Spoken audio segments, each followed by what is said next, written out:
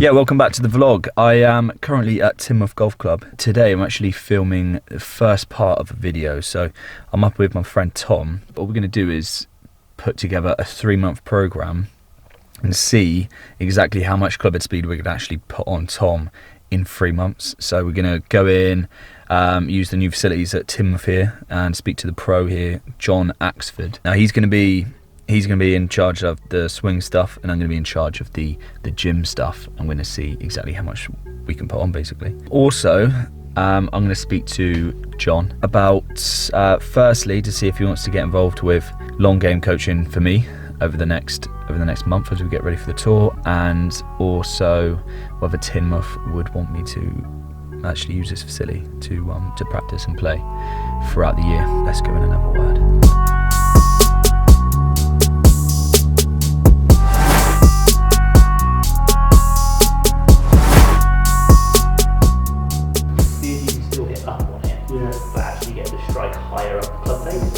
Rather than hitting up on it and catching the top, let's see if we can get hit up on it but get underneath the tee a little bit more. See that strike right up the club face a little bit.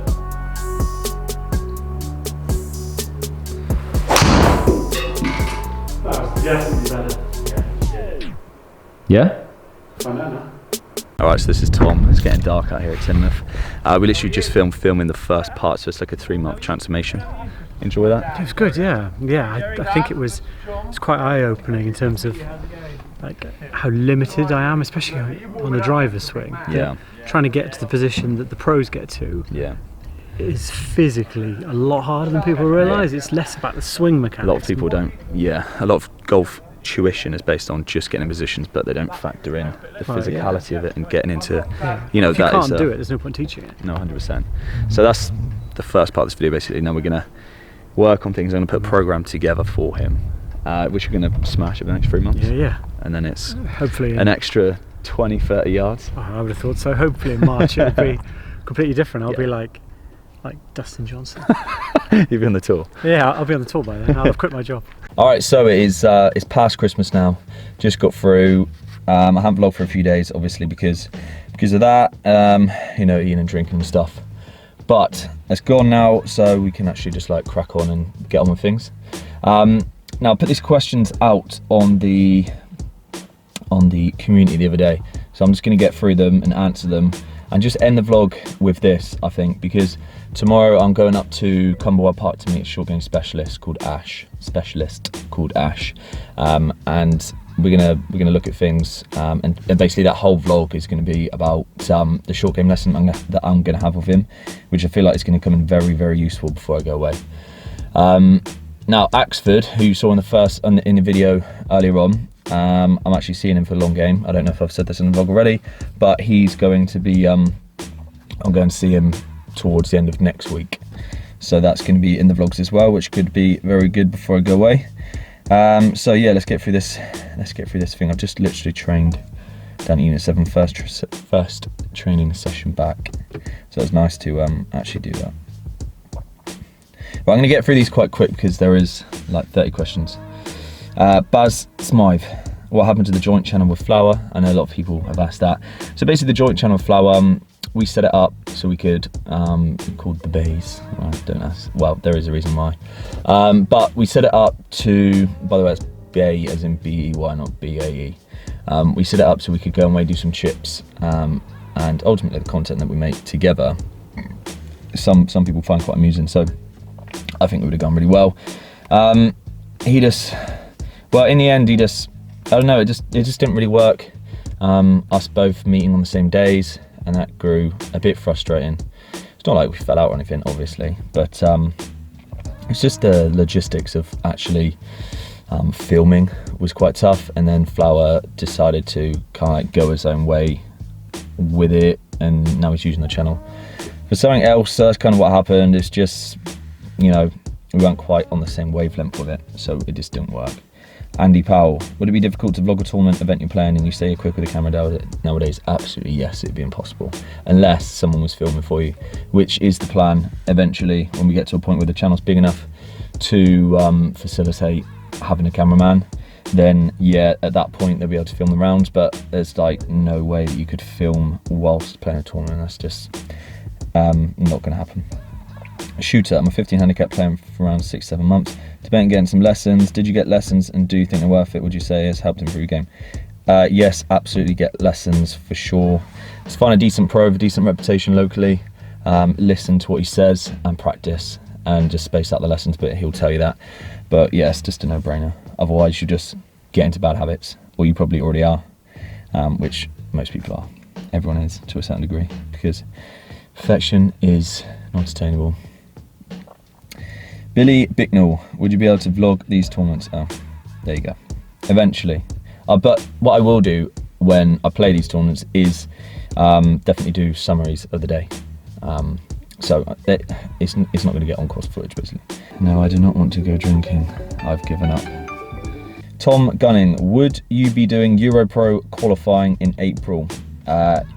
Yes, maybe. I'm just see how this tour goes and see what the sponsor situation is. I'm still looking for an actual proper sponsor. Possibly, not sure yet. Wooden of the Angles, will you be attempting Q-School for Europro? Okay. I need to actually read these questions before I actually start reading them. Max Murdoch, are you getting new clubs for the new season? Yeah, just speaking to Callaway at the moment, so we're in talks, and that will be happening over the next month, I imagine. So at the moment, I don't know, it's a bit up in the air with exactly when it's going to be, and that could be a problem because you need to obviously grow accustomed to the clubs that you have and get used to them and how they perform. So we shall see with that one, but obviously there will be a change. It's just a matter of when. Link the Sink. How much practice time are you putting in at the minute, and how much time are you dedicating to short game and putting? So I'm practicing as much as I can. Christmas time is obviously delayed all the practicing and stuff, but now moving into the new year, I'm going to be almost full-time practicing. I'm just sorting out a base to be at, but then maybe Timoth. I'm going to speak to them, and if that's the case, I will spend a lot of time with them.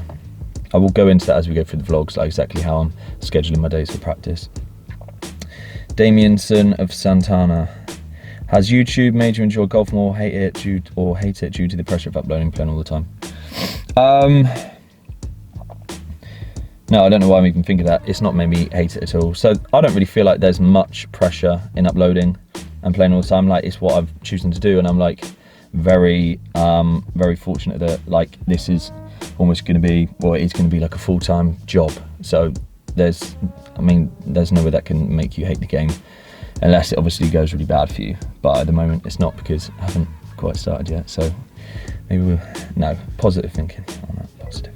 Seabeck, hey James, to become great I played 36 a day in practice on all aspects of my game.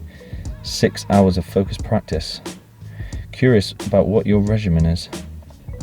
36 hours a day in practice, fair play. Fair play, my buddy. Don't know where that accent came from. Yeah, well, just kind of answered that in the previous question, so that will be documented soon. All Day Ray. I bet Ray's from America with that name. Do you have a support team, family or friends that are on board with you on this journey? I hear about pros having a team that assists enables the players to focus on the game. This seems like a good starting point. Sponsors could provide some support as well. Well, yeah, I guess so to a certain degree, but it's like nowhere near that level of being able to say, oh yeah, I've had the support of my family and friends. No, I don't know why I'm going American. I don't know.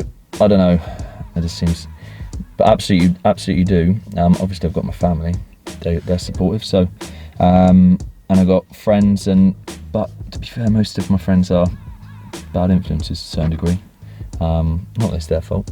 It's my choice whether let it influence me. But yeah, don't know. Yeah. Brian Rizza, hello Brian. Very consistent with the comments, I appreciate it.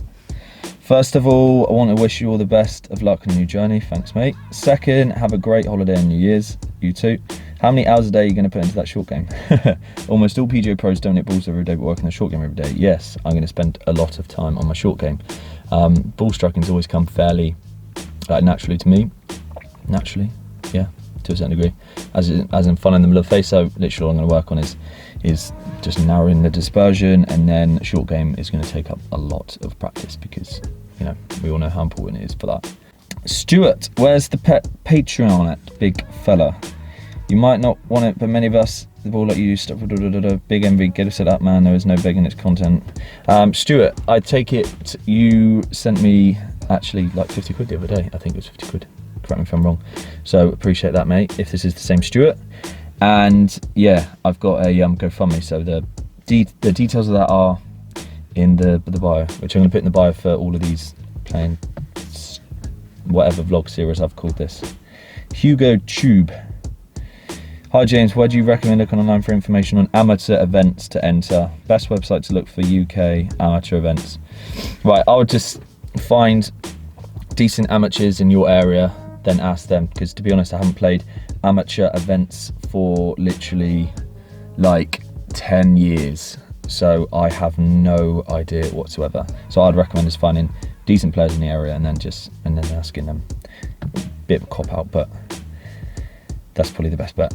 Brad Thompson, good luck in your first event. Also, what was your handicap before you turned pro? Brad, thank you very much. Yeah, thank you very much. My handicap got down to 1 point something. I wasn't never that low. But then again, I never really put that much time on when I was young.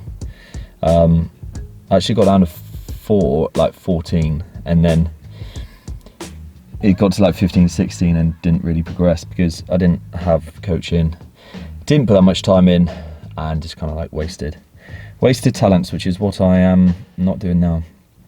Captain Redbeard, do you plan on tailoring your gym sessions to professional golf as opposed to strength and long drive training? No, my gym training is pretty much going to stay the same, to be honest.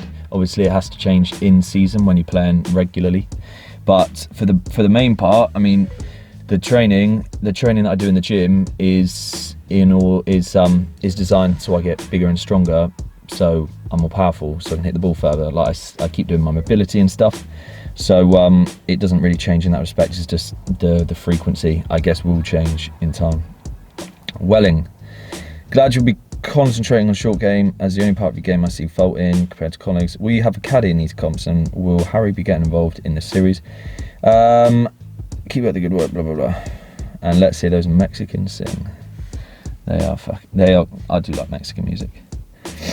Yeah, Harry hopefully will be back in. He won't be back in this series because he's in South Africa and then he's playing a European Tour event soon. So he's not going to be in this series, but he's obviously going to be on the channel again. What else?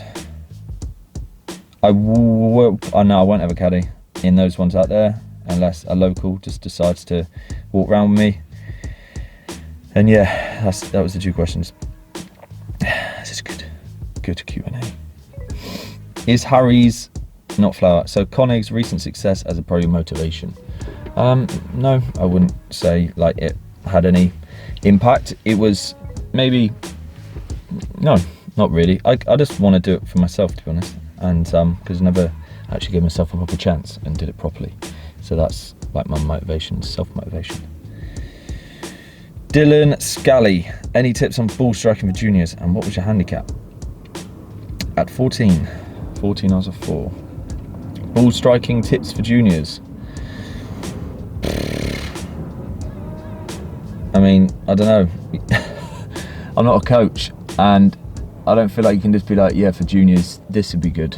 I guess a good tip for juniors for ball striking is get fitted for your clubs. If you're playing with clubs too long or too short, it's going to impact your ball striking. So yeah, I would say work on the fundamentals, find a good coach, get fitted for your clubs, and you may need to change up as you're going up. So apologies to your parents for making them spend more money on you, basically. Connor Ryan, if you don't hit the Joe Miller 5-degree driver off the first hole in Malaga, unsubscribe. Yeah, I might give that a miss, mate, to be fair. Ben Lawrence, how many hours a week will you be putting into different aspects of the game? Like hitting balls, yeah, that's to come. JJ Golf, what was your handicap at 15? Probably still 4. I probably went backwards because of the usual things that happen when you're like 15 and 16. Elix Dreams, which tours do you consider to play on, lad? Right, so the tour that I'm playing on is pretty much guaranteed now. It's going to be the Gecko Tour over the winter, and then come back and probably play the TP Tour. Might go to Europro Q School and play some events for that, but I'm not sure yet, just because I don't know what my sponsor situation are. What was wrong with me? Right, it's been a busy Christmas period.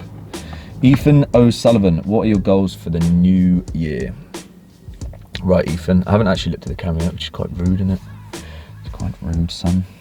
What are your goals for the new year? I would think my goals are, as a personal one, try not to drink.